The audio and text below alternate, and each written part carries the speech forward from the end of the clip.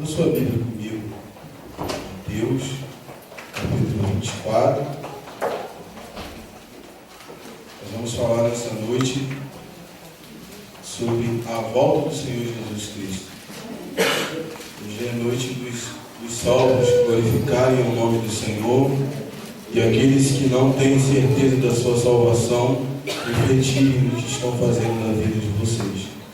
Porque uma das coisas que nós temos que ter certeza na nossa vida é a salvação. Porque viver a vida sem ter certeza da salvação é viver uma vida sem propósito. Porque desde o momento em que nós aceitamos ao Senhor Jesus Cristo como nosso único e suficiente Salvador, as nossas coisas deixam de ser o alvo principal. E as coisas do Senhor, e as coisas do reino de Deus guiam a nossa vida e se tornam as coisas mais importantes da nossa vida. Então eu gostaria que você abrisse a sua Bíblia comigo, como já disse, em Mateus, capítulo 24, a partir do versículo 36. Deixa eu achar aqui também.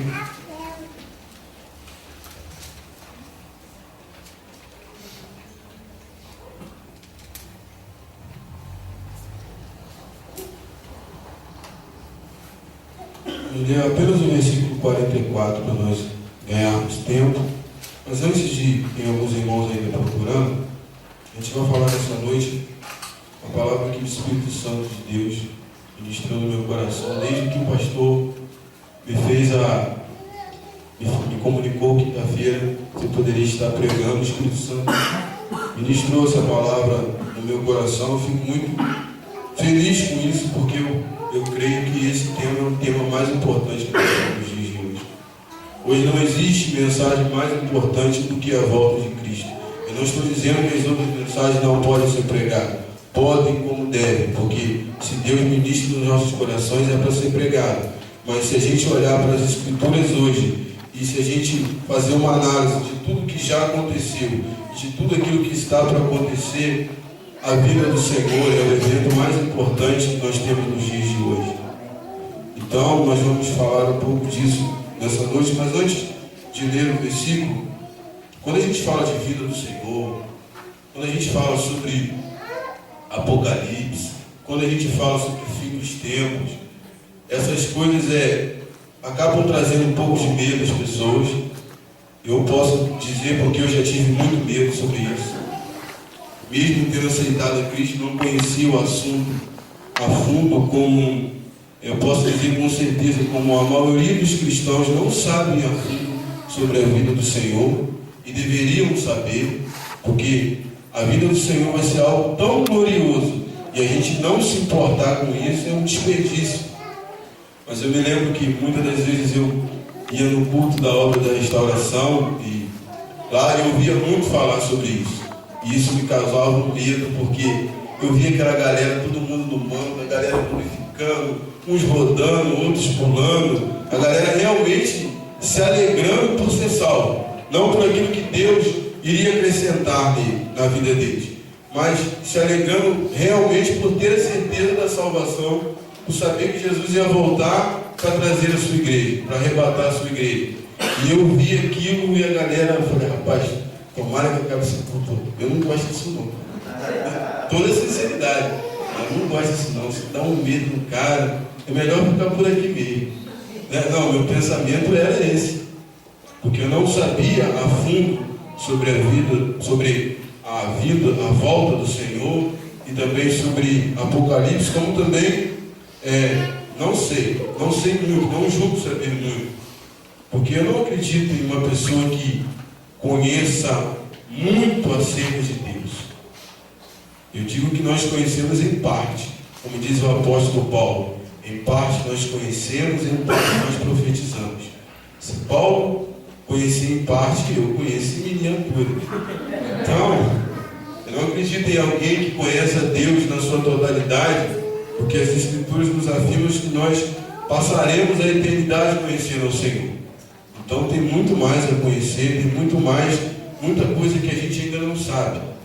Então hoje nós vamos tratar um pouco disso, sobre volta do Senhor Jesus, falar um pouquinho de de escatologia. Para quem não sabe, escatologia é a doutrina bíblica sobre as coisas do futuro. E isso causa muita polêmica, porque quando a gente fala sobre isso, tem muita gente que fala das coisas sem fundamento bíblico. O cara fala porque ele acha. Eu acho que isso é certo, eu acho que isso é errado. Por isso você vê tantas teorias sobre Apocalipse, sobre as coisas do futuro, porque muitas coisas as pessoas falam sem ter fundamento bíblico. E a Bíblia fala acerca dessas coisas. Falta a gente se estudar, se empenhar um pouquinho para entender um pouco mais sobre Apocalipse, sobre o fim dos tempos. Porque quando a gente fala de fim dos tempos não é o fim de tudo. Fim dos tempos é o fim dessa era. Biblicamente, o que é fim dos tempos? Fim dos tempos é um cumprimento profético, é aquilo que os profetas profetizaram, é aquilo que o Senhor Jesus profetizou, é aquilo que os apóstolos profetizaram. Fim dos tempos é um período de transição, que nós estaremos saindo de uma era e entrando em outra era. E fim dos tempos é o começo de uma nova era, quando nós ingressarmos no plano eterno da nova Jerusalém celestial. Então, não vai acabar tudo. Vai se acabar essa era. E quando acabar essa era, nós entraremos no plano eterno. Mas o fim dos tempos não é o fim de tudo. Tem muita coisa para acontecer. Então, quando as pessoas pensam em fim dos tempos, muita gente pensa que tudo vai acabar. Não, tudo não vai acabar, não. Tem muitas coisas que essa terra vai passar por uma grande transformação, mas nem tudo vai acabar.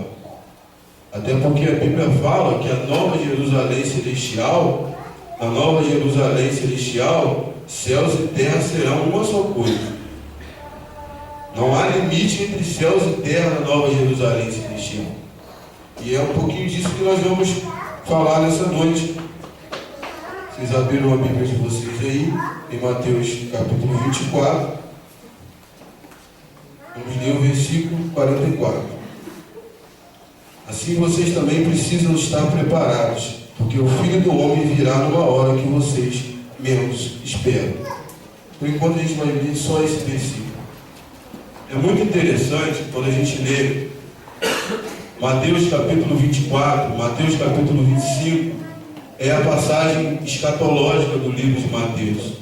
É onde Jesus começa a detalhar as coisas futuras que iriam acontecer sobre o povo de Israel, sobre também a igreja. No capítulo 24 nós vemos Jesus falando acerca de Israel, Jesus falando sobre o povo de Israel, e Jesus ele emenda o sermão. Mateus 23, Mateus 24, Mateus 25. Jesus continua falando sobre a mesma coisa, sobre o fim dos tempos. E muitas coisas que Jesus cita nesse capítulo, ele fala acerca do povo de Israel e também acerca da igreja. Ele começa iniciando no capítulo 24, essa palavra direcionada ao povo de Israel. Por que nós entendemos que essa palavra é direcionada ao povo de Israel? Porque Jesus fala, aqueles que estão na Judéia, corram para os montes. Jesus também fala que, fala para os judeus, vocês torçam para que a minha vinda não venha no sábado. Porque nós, como cristãos, nós não guardamos o sábado. Quem guarda o sábado é judeu. Então a gente vê claramente por essas passagens que Jesus nesse início estava falando para os judeus. Por que Jesus estava falando para os judeus? Porque no sábado era o dia dos judeus descansarem, os judeus não trabalhavam. E Jesus fala, cuidado para que quando eu voltar, eu não pegar vocês sem fazer nada. Porque os judeus, sábado era o dia deles relaxarem mesmo. E Jesus estava falando com os judeus, tomem cuidado para mim não voltar no sábado. Porque se eu voltar no sábado, o negócio vai ficar estreito para vocês. E a partir do versículo 36, quando os discípulos perguntam ao Senhor Jesus acerca dos fins dos tempos, os discípulos perguntam, Senhor, já que o Senhor está falando que Jesus estava falando acerca dos sinais, dos fins dos tempos, os sinais que todos nós já vimos muitos desses sinais acontecerem, e os discípulos perguntam ao Senhor Jesus, quando será? Quando que o Senhor vai voltar? E o Senhor não fala nem o dia, nem a hora. O Senhor fala do parâmetro de como acontecerá a vida dele. E ele fala que a vida dele serão como nos dias de Noé. Porque nos dias de Noé o povo se dava em casamento, o povo cuidava das coisas, das suas próprias coisas e das coisas de Deus. Deus estava esquecido. E esses dias eu estava conversando com o Eduardo, nosso professor da Itália. Eu falei: Eduardo, é impressionante como a volta do Senhor Jesus está tão esquecida na igreja, de uma forma geral. Eu falava com ele: olha, há quanto tempo que eu não vejo uma mensagem sobre a volta do Senhor Jesus. E quando nós olhamos para a Escritura, esse assunto é tão importante, tão pouco falado. E eu dizia, e o professor Eduardo vai estar aqui semana que vem, no dia apacentado, falando acerca também de escatologia. Eu estou dando uma palhinha, mas eu tenho certeza que ele vai falar bem a fundo sobre esse assunto. E eu dizia para ele sobre essas coisas, e a gente comentava que como esse assunto hoje está escasso na igreja, e como os novos convertidos também sofrem com isso, se os antigos já não falam, os novos vão falar acerca dessas coisas, que ainda não sabem, que ainda estão aprendendo acerca desse assunto. E a gente comentava e a gente chegava, eu e ele, na mesma conclusão, que a maior certeza que nós temos hoje na igreja, que o Senhor Jesus está voltando, é porque a sua própria igreja está esquecendo sobre esse assunto. E ele mesmo diz nas Escrituras: quando eu voltarei, quando os dias serão como nos dias de Noé. E nós estamos vivendo os dias de Noé. Muito pouco se fala disso. Fala para mim, que dia que você viu na televisão uma mensagem que Jesus está voltando? Se na igreja já estão escassos, ainda mais na televisão.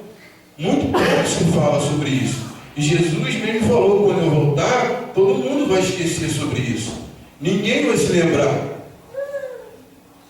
E quando nós olhamos para esse panorama, em que a Bíblia fala sobre a volta do Senhor Jesus, nós entendemos que pelas Escrituras, nós não precisamos esperar nada mais acontecer.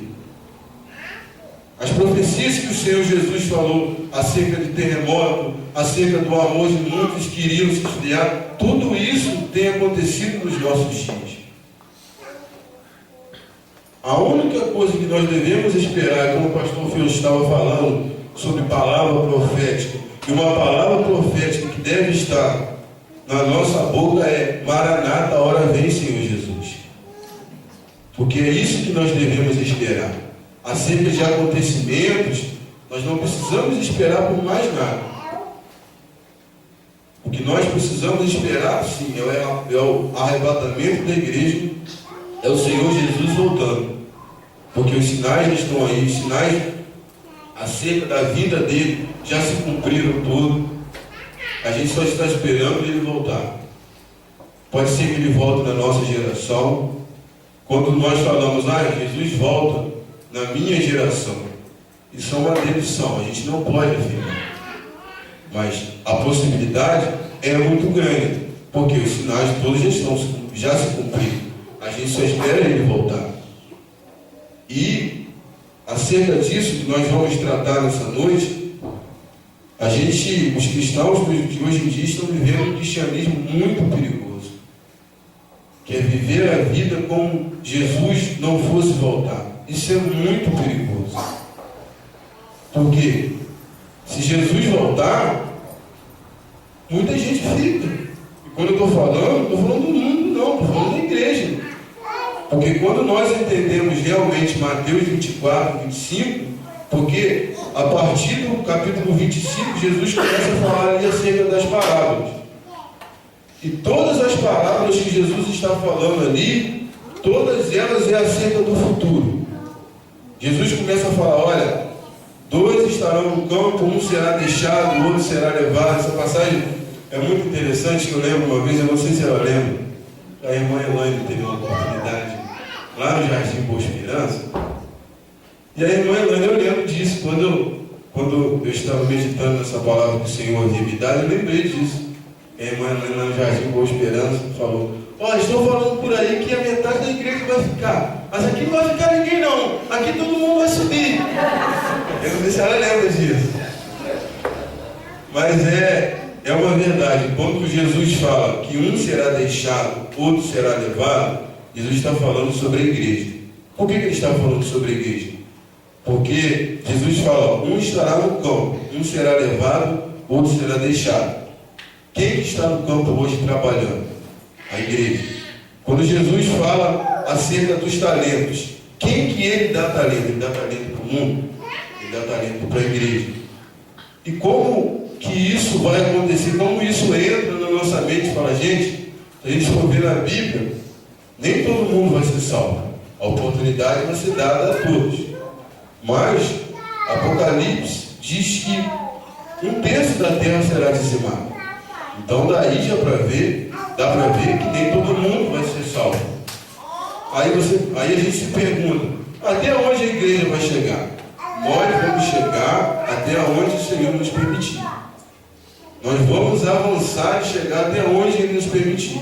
Que vai chegar um tempo, como diz a palavra do Senhor, Ele vai nos arrebatar. Então nós vamos prosseguir caminhando até onde Ele permitir que a gente caminhe.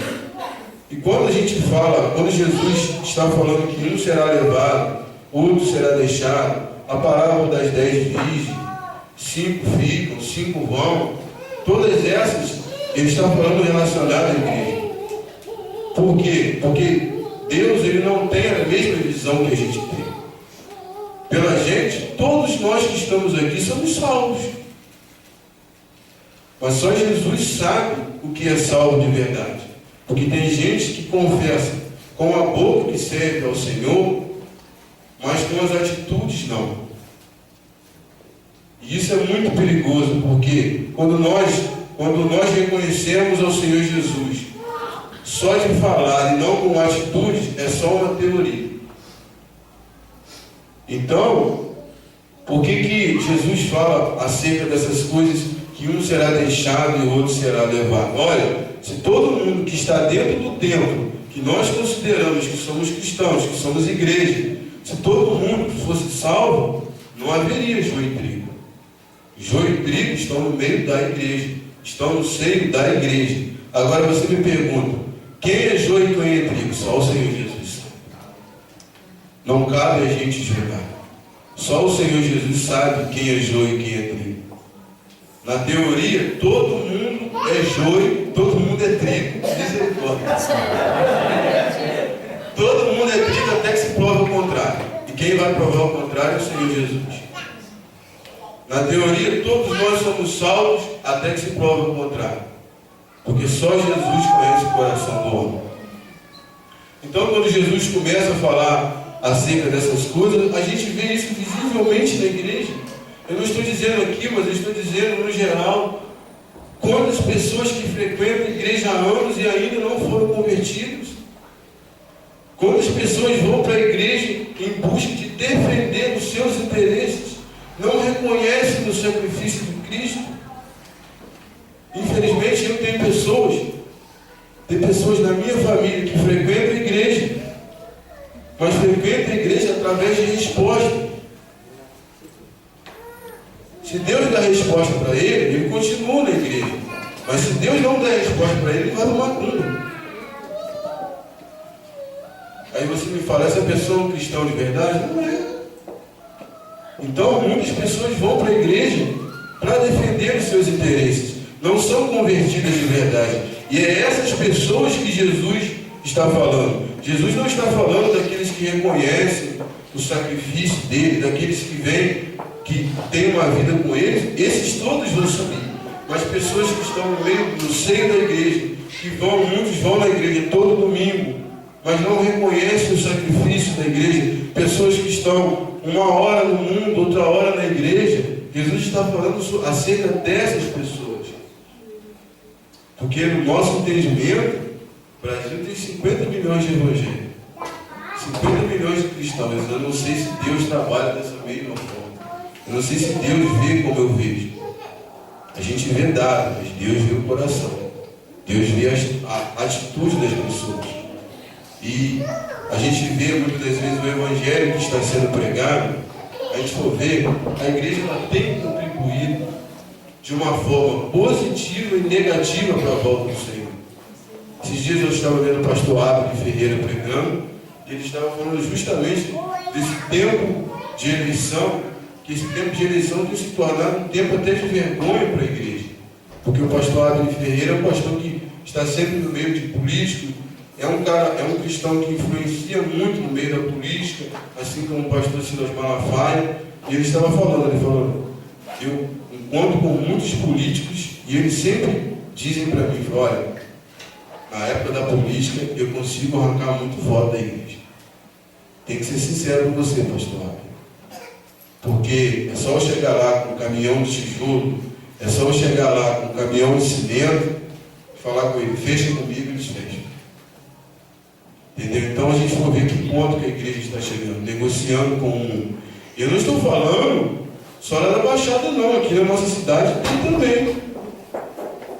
Infelizmente tem também. Como diz o pastor Sina Malafaia, eu não posso falar nome aqui, senão eu vou processar depois. Mas que aqui tem também, tem. Tem porque não é de boca para fora, eu vi. Não tem ninguém que me contou. Eu vi muitas coisas acontecerem, negociaram muitas coisas acerca da igreja. E a gente for ver até que ponto a igreja está chegando. A igreja muitas das vezes tem abrido mão da sua santidade, da sua conduta, para negociar com as coisas do mundo. Então essas coisas acontecem realmente para a gente ter certeza e ter a convicção que o Senhor Jesus está voltando. Porque Jesus mesmo, o apóstolo Paulo mesmo diz lá na carta que ele escreve a Timóteo, que nos últimos dias muitos apostatarão da fé e seguirão doutrinas de demônio. Você vê, pessoas saem da igreja para ir na macumba, misericórdia. Misericórdia. Isso é literalmente negar o sacrifício de Cristo. Então é sobre essas coisas que nós queremos tratar nessa noite. Quando nós falamos sobre que nós é importante, é necessário que nós tenhamos a certeza da salvação, no Evangelho de 1 João, eu costumo dizer que o Evangelho de 1 João é o Evangelho dos salvos. Por que é o Evangelho dos salvos? Porque João ali, ele descreve a conduta do salvo. Então, se você tem dúvida da sua salvação, se você quer saber se você é salvo ou não, eu te dou um conselho, que essa semana você medite e leia a epístola de 1 João. Porque ali descreve a conduta do salvo. Porque João fala ali que o salvo anda na luz, que o salvo peca, porque João fala, aquele que não diz que peca é mentiroso. Então, ele diz que o salvo peca, mas anda na luz, não anda no pecado. E João ali descreve várias características daqueles que são salvos, daqueles que são lavados e remidos pelo sangue do Cordeiro. E nós temos que ter essa certeza, se somos salvos. Se nós não temos essa certeza que somos salvos, nós temos que refletir muito no cristianismo que nós temos vivido. Porque João descreve essas coisas, João fala com muita propriedade acerca do amor, com muita propriedade acerca das luzes e das trevas. Os ímpios andam nas trevas, os salvos andam na luz.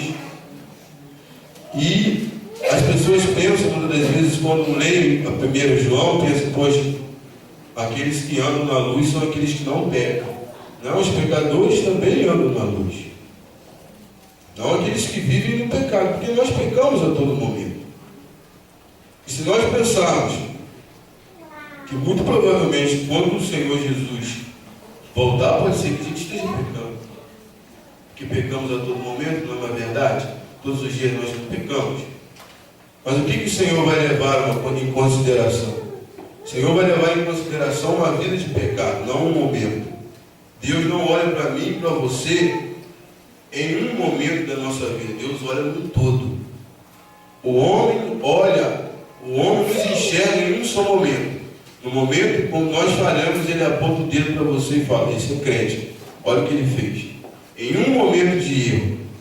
Mas homem nenhum analisa a vida do homem num todo. Analisa apenas em um momento. No momento em que você falha, isso é crente, está vendo o que crente está fazendo? Mas muitas das vezes o cara não sabe da sua vida. E Deus olha a gente num todo.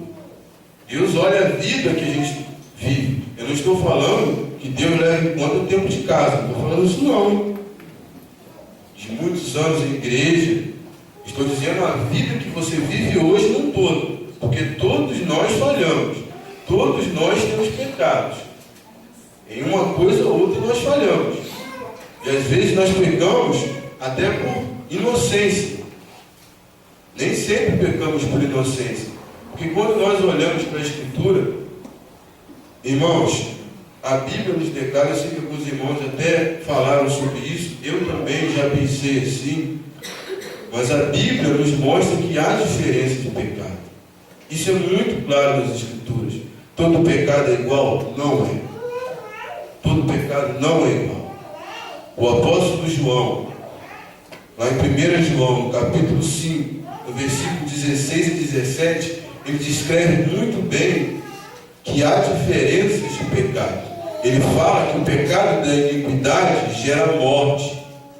O que é o pecado da iniquidade? O pecado da iniquidade o ímpio não pode cometer, só o crente pode cometer. Que é o pecado do quê? É o pecado que você pega com consciência. Você sabe que está errado e você continua pecando. Esse pecado é o pecado que gera a morte. Porque esse pecado nós anulamos o sacrifício de Cristo.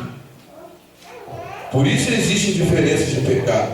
Como esses dias eu estava conversando com o pastor Filho em casa, e ele estava falando uma coisa muito interessante, até no livro de Levítico, que há uma lista de pecados lá e consequências diferentes para o pecado. Como que tudo é igual? A gente tem que entender uma coisa, irmãos. Pela graça de Deus, pelo sacrifício do Senhor Jesus, Ele nos libertou do pecado. Agora, Deus de maneira nenhuma anulou a consequência do pecado. Se nós pecarmos, teremos a consequência. Deus perdoa o nosso pecado, mas a consequência fica para a gente assumir. Porque a Bíblia fala que o que o homem planta, ele vai colher. Então, a partir do momento em que nós aceitamos ao Senhor Jesus Cristo, como diz o apóstolo Paulo lá em Gálatas 6, ele fala que aquele que planta na carne colhe corrupção, e aquele que planta no Espírito colhe vida eterna. Então, desde o momento em que nós aceitamos ao Senhor Jesus Cristo e começamos a plantar no Espírito, nós estamos plantando por uma vida eterna. Agora, quando nós vivemos no pecado, nós estamos plantando para a corrupção, para a destruição. Porque as pessoas têm um pouco de dificuldade de entender algumas coisas de Deus, que as pessoas pensam que Deus, pelo fato que Deus é bondade, mas Deus também é justiça.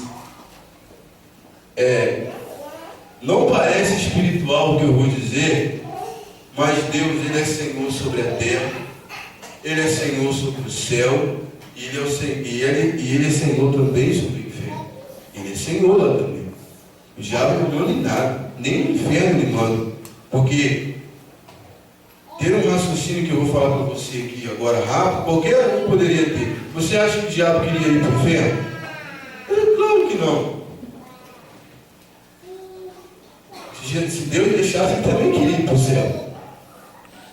Porque, irmãos, a gente tem, vou dizer uma coisa aqui lógica, que eu creio que todo mundo vai entender. Céu e inferno são lugares que Deus exerce juízo. Os salvos vão para o céu, os perdidos vão para o inferno. Esse é o Deus que nós servimos, é um Deus justo. Os perdidos, quando a gente fala de inferno, o inferno não foi criado para o homem. É bom que as pessoas saibam. Jesus fala que o inferno foi criado por diabo e por seus anjos. O homem escolhe ir para o inferno. E Deus, como é justo, criou o inferno para Satanás e seus anjos que se rebelaram contra ele, não para o homem. O homem, pela sua conduta, pela sua maldade, ele traça o caminho dele para ir para o inferno. Não é Deus que envia ele para lá. A vontade de Deus é que todos sejam salvos. Porque a vontade de Deus é expressa no Senhor Jesus Cristo, morto na cruz do Calvário. A vontade dele de salvar todos. Mas como a gente diz, como a gente acabou de cantar, que o nosso Deus é soberano, que a vontade dele é soberana, as pessoas pensam, poxa, como que Deus pode querer salvar um homem e o homem não ser salvo? É porque desde o Éden Deus deu o livre-arbítrio ao homem. O pastor José aqui, ele fala uma coisa muito interessante, que hoje, para nós nos alimentarmos do Senhor, nós temos que ler isso aqui. E um dia, Adão já teve isso tudo aqui dentro dele, porque Adão não tinha pecado. E Adão cuspiu isso aqui para fora. E hoje a gente se alimenta com isso aqui, porque sem isso aqui não existe vida cristã. Então, queridos, quando você escutar falar sobre o inferno, o inferno do diabo, não, o inferno é o lugar onde Deus exerce justiça.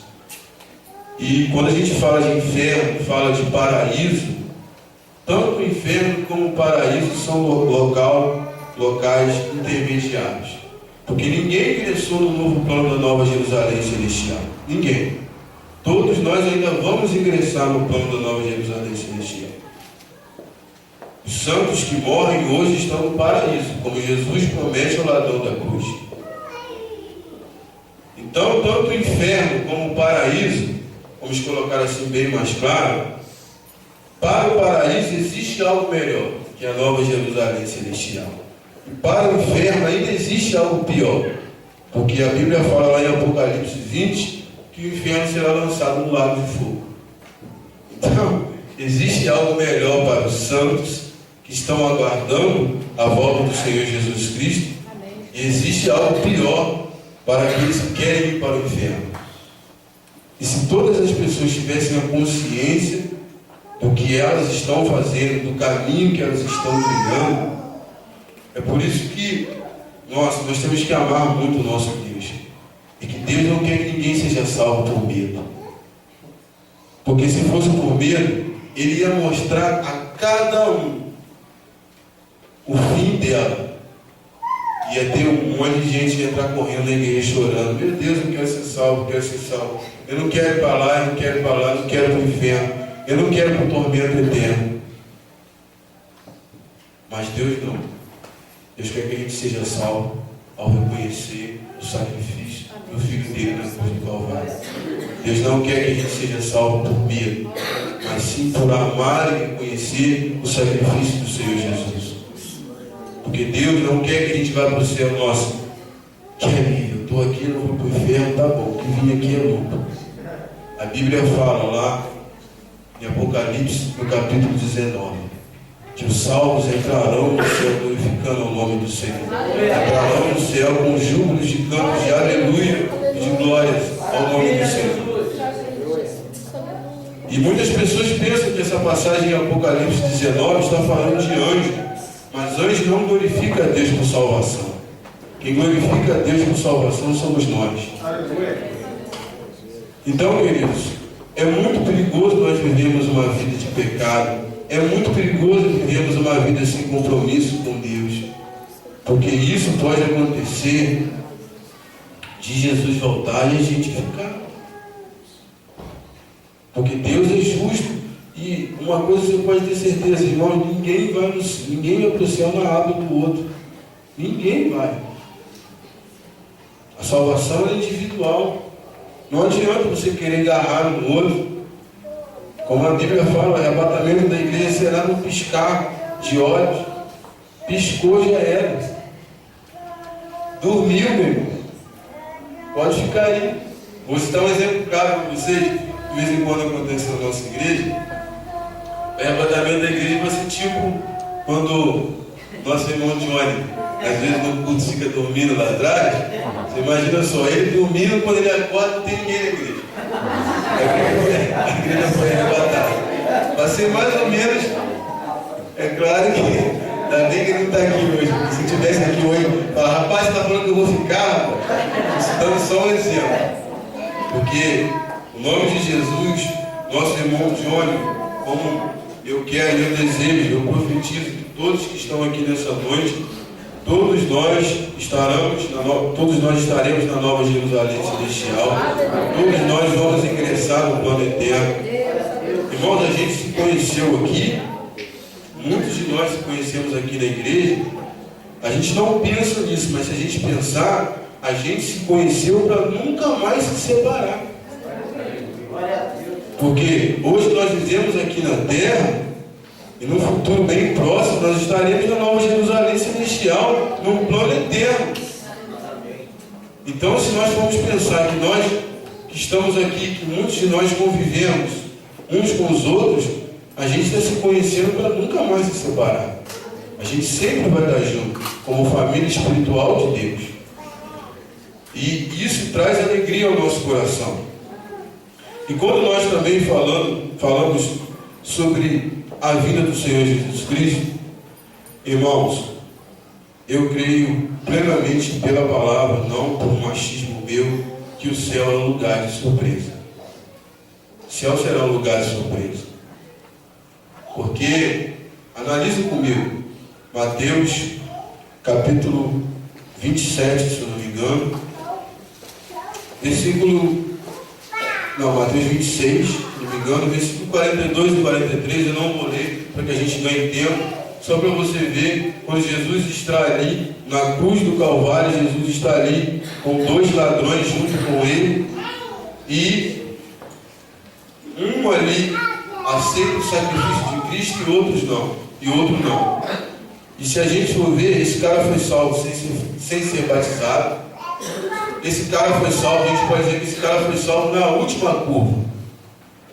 É por isso que nós não podemos dar a sentença e falar, fulano morreu e vai para o inferno, só Deus sabe. Pela conduta dele a gente pode deduzir, mas não ter a certeza. Essa certeza dos salvos e dos perdidos só o Senhor Jesus tem.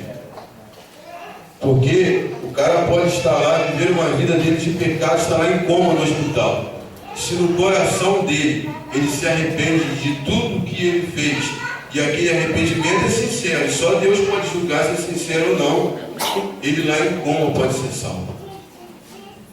E não cabe a gente julgar isso.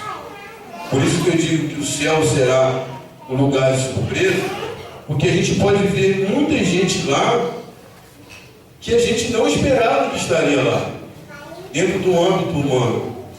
E a gente pode também ver muita gente que esteve muitas das vezes em cima do púlpito pregando, e a gente não vê lá. Esses são aqueles que o Senhor Jesus descreve em Mateus, no capítulo 7, no capítulo 21. Apartai-vos de mim, vós que praticam iniquidade. Eu não conheço vocês. Vocês que pregam, vocês que profetizam milagres em meu nome, mas não vivem uma vida comigo, eu não conheço vocês. Então, o céu sim pode ser e será um lugar de surpresa. De muitas pessoas que a gente nem sabe, podem estar lá conosco na Nova Jerusalém Celestial. E isso é muito interessante pensar e imaginar isso. Sabe por quê, irmãos? Tem muitos irmãos que são salvos pela pregação do Evangelho, viveram uma vida com Deus. Mas quem disse que Deus não pode soprar no ouvido de uma pessoa, como ele fez no ladrão da cruz, um diálogo que ninguém sabe, só eles dois, o cara quase morrendo, e ali entregaram uma palavra e a pessoa se arrepender da vida dela de pecado.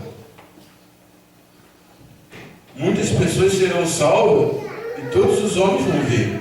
Agora alguns vão ser salvos e homem nenhum vai ver. E por isso a gente pode ter certeza que no céu será lugar de surpresa. E não condena ninguém dizer que os outros vão para o inferno, muitos vão.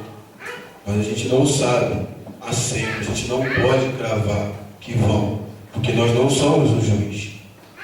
Só o juiz pode bater o martelo e falar, esse é salvo, esse não é. Então, queridos, nós temos que ter certeza da nossa salvação. Nós temos que ter certeza, queridos, que desde o momento em que nós aceitamos a Cristo, nós estamos na terra com uma missão, que é propagar o reino de Deus.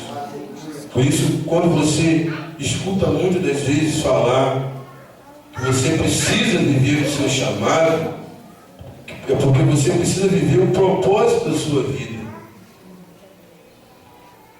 Deus está interessado nessa terra com salvos. Para Deus pouco importa se a bolsa subiu, se desceu, se o dólar está em alto, se o euro está em alto. Isso interessa ao homem, a Deus não. Deus não vai chegar no céu, vai te aplaudir e vai te dar uma coroa porque você, no âmbito humano, fez muito sucesso nessa terra. A gente entende, o Eduardo da Idade sempre fala isso com a gente. Crente não vive para fazer história. Crente vive para escrever o nome dele no livro da vida. As pessoas do mundo pensam muito em fazer história, marcar tempo. Nós não. Nós pensamos em o nosso nome estar escrito no livro da vida. E esse é o mais importante para a gente. Então, irmãos, isso é tão importante nos nossos dias, se a gente entendesse que como é importante, sempre foi, mas hoje maior ainda, porque o Senhor Jesus está à porta. Como é importante viver uma vida de santidade. Se a gente entendesse isso, a gente não queria se inclinar mais para o pecado. Porque assim, irmãos, quando o homem tem um arrependimento sincero, quando nós vemos isso na vida de Davi, quando o profeta Natan chega na casa de Davi, com uma palavra, com uma mensagem profética, e profetas no nosso meio nunca devem faltar. Eu não estou falando de profeta, aqueles que dizem assim diz o Senhor. Natan é profeta que para a conversa e aconselha. E normalmente esses profetas no nosso meio não são reconhecidos. Aqueles que param, aqueles que têm autoridade de Deus, que vivem uma vida com Deus para dizer, ó, você está errado. Esse negócio que você está fazendo aí, cara, não está certo não. Vem cá, vamos conversar aqui separado. Não é pegar e falar na frente do púlpito bem envergonhar os outros. Fazer igual a Davi. Vamos conversar nós dois aqui. E é muito interessante que aquele pecado que Davi estava cometendo era também um pecado de iniquidade, porque Natan, quando está indo embora para Davi, Natan fala para Davi, Davi, se você não confessasse o seu pecado, você ia morrer. Porque Davi estava pecando com consciência, cara.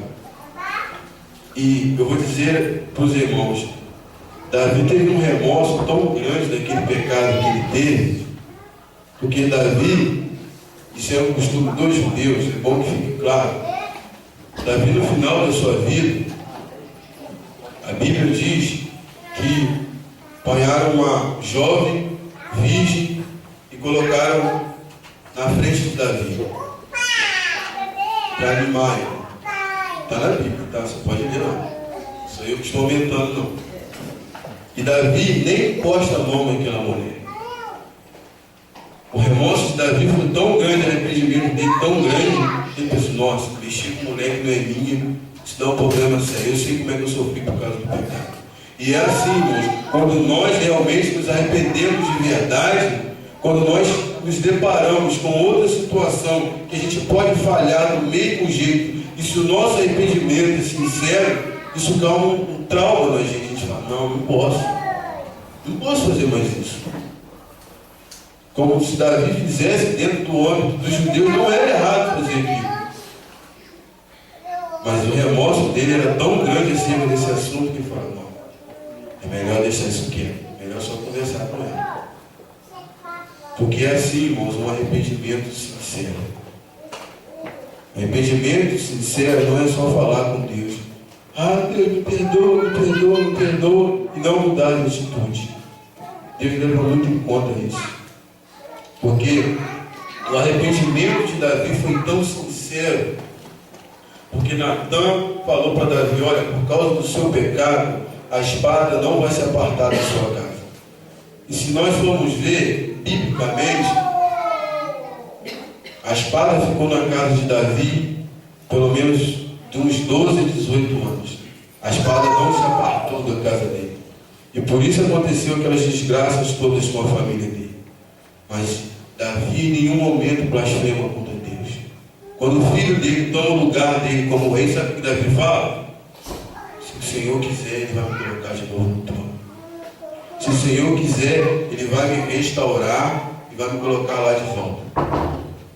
As atitudes que Davi tem de arrependimento são fantásticas. São fantásticas. Por isso, Deus restituiu tudo na vida dele e colocou ele de volta no trono. Porque arrependimento sincero. Quando nós realmente temos um arrependimento sincero diante de Deus, e só Deus pode ver essas coisas, a gente não sabe como que nós desfrutamos da graça de Deus. Deus é capaz de restituir tudo de novo, como Deus restituiu a vida de Davi. E é muito interessante é que Deus, quando olha para Davi, Deus não olha para o adulto. Deus fala: Davi é o homem segundo o meu coração. Um homem pode olhar para Davi e falar: Davi é um adulto. Deus não. Davi é um homem segundo o meu coração. Porque ele falhou em um momento comigo, mas a vida dele toda comigo foi uma vida de homem segundo o meu coração. E como Deus não vê apenas um momento, como eu já disse, Deus vê num todo. Deus perdoou a Davi e, biblicamente falando, como um homem como Davi na Bíblia foram poucos. E foram homens falhos. E foi um homem falho, como muitos outros foram. Mas Davi cometeu um pecado grave. Porque adultério é um pecado grave. Porque Deus não fica contente quando a pessoa pega em pecado de adultério. Porque o pecado de adultério traz problemas para a igreja. O pecado de adultério destrói a família. Então, se você ver, olha a consequência que Davi teve pelos pecados que ele cometeu. Mas mesmo, irmãos, se nós tivermos cometido, se nós estivermos vivendo uma vida de pecado, ainda há tempo para arrependimento. Deus, enquanto sobre as nossas narinas estiver soprando fôlego de vida, foi Ele que respirou, foi Ele que soprou esse fôlego de vida sobre as nossas narinas, ainda há esperança. E por último, irmãos, eu quero falar acerca de uma coisa muito interessante. Eu pedi o Xará que vai lá arrebatar a nossa irmã Elisângela, acerca do Senhor Jesus. Para mim, a passagem mais linda sobre a volta do Senhor Jesus Cristo, quando a Bíblia fala sobre a volta do Senhor Jesus Cristo, eu nem entrei muito nesse tema, porque esse tema é muito amplo e a gente poderia ficar horas e horas falando acerca disso. Sobre se a igreja será arrebatada antes ou depois da grande tribulação. Isso dá polêmica, isso dá caldo para mão. Na verdade, o que nós temos mais argumento bíblico para dizer é que a igreja vai ser arrebatada antes da grande tribulação. Mas mesmo se for depois, não importa. Importa que os salvos serão salvos. Quem é salvo pode ser antes ou depois, não vai fazer diferença. Eu creio plenamente na Bíblia que a igreja é arrebatada antes. Por que eu creio assim? É porque há mais sustentabilidade bíblica. Mas eu não trato isso como um assunto fechado. Mas o que nós temos mais argumento bíblico, e é muito correto pregar assim, eu particularmente, eu não prego que a igreja será arrebatada depois da grande tribulação. Eu prego que é antes. Por que eu prego que é antes? Porque há mais argumento bíblico.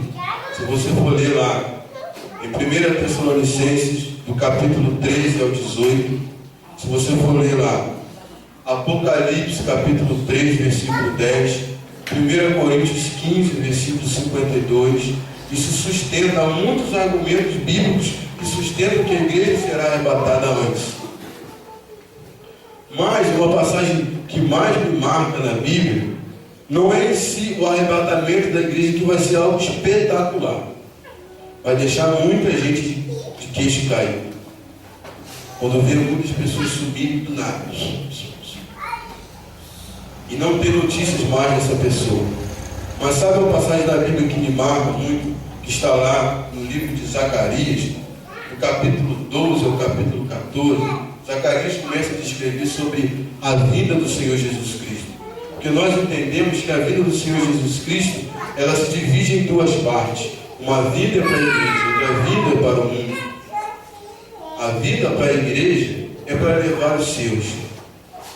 Porque eu creio plenamente nisso. Olha, quando eu leio Atos 1, isso alegra muito meu coração, porque a Bíblia diz que da mesma maneira que Jesus foi, Ele voltará. A Bíblia nos afirma isso. Em Atos, no capítulo 1, versículo 10, logo após a ressurreição, depois que Jesus ele ressuscitou dentre os mortos, ele não volta mais pelos inimigos dele. Jesus não fala mais com os fariseus. Jesus não fala mais com os saduceus. Os 40 dias após a ressurreição dele, antes dele subir aos céus, Jesus só fala com os seus discípulos. E a Bíblia diz que da mesma maneira que ele foi, ele voltará. Ora, se ele foi com os seus, ele voltará para quem? Ele vai voltar também para os seus. E a Bíblia declara, e a vinda do Senhor, como a Bíblia fala, que todo olho verá, toda língua confessará, essa é a vinda do Senhor Jesus para o mundo. A vinda que vai trazer juízo. A vida dele, como os profetas, quase todos os profetas do Antigo Testamento profetizaram isso. O grande e terrível dia do Senhor. E é assim mesmo que os profetas trazem. Porque quando Jesus volta para o mundo, ele volta para trazer juízo. Quando ele volta para a igreja, não. Quando ele volta para a igreja, é consolo, é recompensa. Porque quando a igreja estiver, o mundo estiver aqui na grande tribulação, a igreja estará no tribunal de Cristo recebendo os seus galardões. Jesus vai estar lá. Você pregou, recebe isso, recebe isso. Você trabalhou, recebe isso, recebe isso. E Deus é tão maravilhoso que mesmo aqueles que não fizeram nada pelo Evangelho, mas reconheceram o sacrifício de Cristo, serão salvos. Porque nós não somos salvos, e isso nós temos que ter a consciência, pelas nossas obras. As nossas obras não são suficientes para salvação. Nós somos salvos pelo sacrifício do Senhor Jesus. E nós fazemos a obra dele porque amamos ele, porque reconhecemos o sacrifício dele, e assim, para nós que somos salvos, nós queremos que mais pessoas também sejam. Por isso trabalhamos em prol do reino de Deus. Mas não é isso que credencia a nossa salvação. O que credencia a nossa salvação é o sacrifício de Cristo. E essa vinda do Senhor Jesus para o mundo, que a Bíblia diz que todo olho verá e toda língua confessará, é muito interessante, queridos, que essa passagem mexe muito comigo, porque a Bíblia diz que na grande tribulação só vai restar um terço dos judeus vão ser mortos. Os judeus vão pagar um preço muito caro por não reconhecer a vinda do Senhor Jesus Cristo. É como eu costumo brincar, que aquilo que os judeus rejeitaram, nós lambemos o beiço por isso. Jesus, foi uma graça para nós, porque biblicamente Jesus veio para os seus e os seus o rejeitaram. E nós que éramos gentios, hoje somos igreja, nós aceitamos o sacrifício dele. Aí você pode se perguntar, nossa, quantas pessoas falam que nós somos Israel de Deus? Somos sim, Israel de Deus espiritual. Mas nós, uma identidade física também, nós somos igreja, nós temos uma identidade. Nós não somos Israel, esse povo que vive lá hoje. Nós somos igreja do Senhor Jesus Cristo. Ele é o cabeça e nós somos o corpo. Então há essa diferença. Nós somos Israel espiritual, por quê? Porque um dia nós seremos um só povo. Mas os judeus é um povo, igreja é outro. Os judeus não reconhecem a Cristo, igreja sim. Então há uma diferença entre judeus e igreja. Mas espiritualmente o povo de Deus é um povo só. Mas hoje nós somos dois povos, por quê? Porque os judeus não acreditam no sacrifício de Cristo. E nós acreditamos. E como eu estava dizendo aos irmãos, para concluir, em Zacarias, no capítulo 12, Zacarias começa a narrar a vida do Senhor Jesus Cristo. Zacarias fala que as nações vão cercar Israel. Israel estará sendo perseguida pelo anticristo. E as nações vão cercar Israel. Isso a gente vê lá em Apocalipse, no capítulo 12. E nós vemos também Ezequiel falar isso também no capítulo 12. Zacarias fala isso também no capítulo 12, a partir do capítulo 12 do seu livro. As nações cercarão Israel. E Apocalipse, no capítulo 12, se você ler lá fala até de números. A Bíblia fala lá que 200 milhões de pessoas seriam como hoje a nação brasileira toda, cercando Israel, querendo tragar o povo. Israel estará cercado. Israel, nesse período, estará sem saída. E é tão gloriosa essa passagem que Israel não terá mais saída. E o que Israel vai clamar? Israel vai clamar pelo Senhor Jesus Cristo. E a Bíblia nos declara que eles vão clamar da seguinte forma: Yahvé e a Sabaote. O que significa isso? O Senhor dos Exércitos. Quando eles clamarem ao Senhor dos Exércitos, a Bíblia diz que Jesus voltará com a sua igreja, com os salvos, para salvar Israel. Mas é tão lindo que quando a igreja desce com o Senhor Jesus Cristo, e nesse momento dará a salvação dos judeus, porque nesse momento os judeus são salvos porque vão reconhecer o Senhor Jesus Cristo. A Bíblia fala que a primeira coisa que quando o Senhor Jesus Cristo chegar até os judeus, o Senhor Jesus Cristo vai vir com a mão assim. E os judeus que estão esperando Jesus vir e não voltar, nós esperamos que Jesus volte. Eles esperam que Jesus venha. E quando eles veem as mãos do Senhor Jesus furadas, eles falam: ué, o que é isso? Aí Jesus declara lá em Zacarias, no capítulo 13, no versículo 6. Eu estive na casa dos meus amigos e os meus amigos me feriram. Jesus vai dizer para os judeus: eu voltei para vocês e olha o que vocês fizeram comigo. E nesse momento em que os judeus se deparam com essa cena, eles se convertem ao Senhor. Agora você imagina só, eu e você acompanhamos essa cena ao lado do Senhor Jesus Cristo. Nós vemos Jesus vindo em glória e nós vemos os judeus se convertendo ao Senhor e reconhecemos de verdade: nós matamos a nossa promessa. E a gente vai dizer: glória a Deus que vocês mataram e que a gente aceitou. Porque senão a gente não seria salvo. Mas querido, o que eu quero que nós venhamos nessa noite a fazer? Eu queria chamar a nossa irmã Elisângela, que vai cantar um louvor aqui nesse momento, um louvor profético. Mas queridos, você tem que ter certeza da sua salvação. Se você não tiver certeza da sua salvação, reveja seus conceitos. O que é mais importante na sua vida é a salvação. Não importa.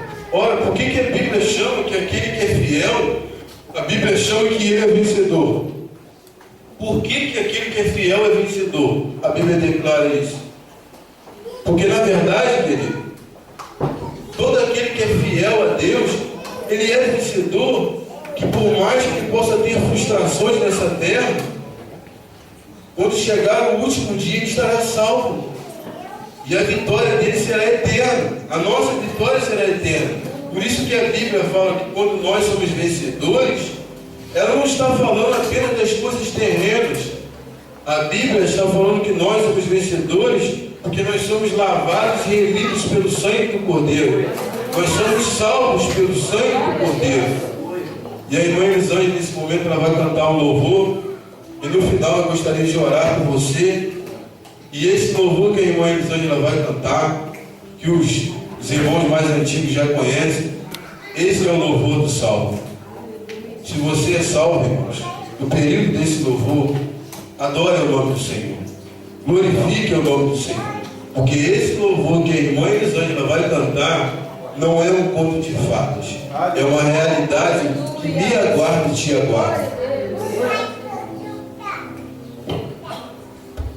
Aleluia.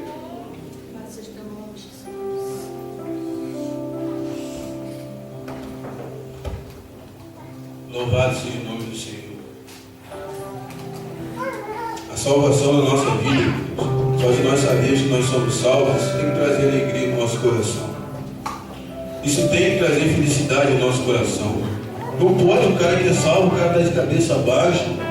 Meu Deus, nós não somos desse mundo. Aleluia. Nós somos cidadãos dos céus. Aleluia. Quando nós não éramos salvos, nós éramos cidadãos desse mundo.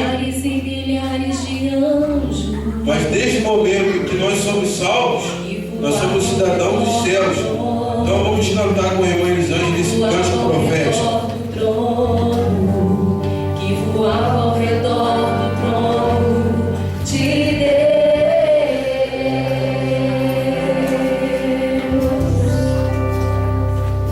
João viu os 7 castiçais de ouro, e no meio dos 7 castiçais, o semelhante ao Filho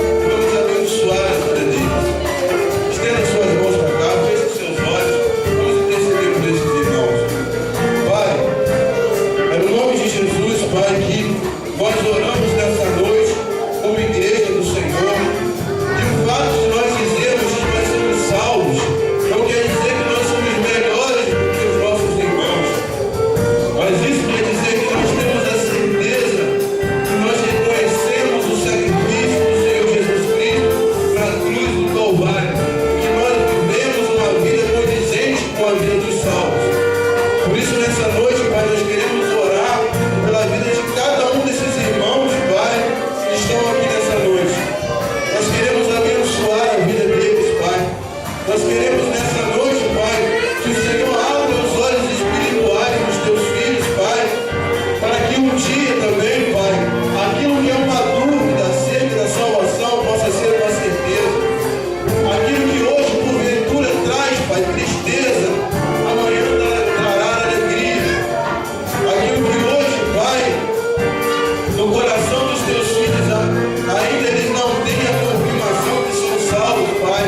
Pai, eu te peço pelo teu Espírito Santo, convence o homem do pecado, do juízo e da morte eterna. Nós profetizamos, Pai, sobre a vida, Pai, dessas pessoas, que nessa noite, Pai, eles possam ter a certeza, Pai, que são salvos, porque nessa noite estão aqui na frente, Pai, perante a tua igreja, Pai, reconhecendo que reconhece o Senhor como o único suficiente Salvador, reconhecendo, Pai, que são dependentes de Ti e que entregam novamente nessa noite a vida deles no Teu altar, Pai. Por isso, Pai, no nome de Jesus, nós abençoamos, Pai, a vida deles e nós profetizamos, Pai, que nós um dia, todos nós estaremos aqui nessa noite, estaremos na nossa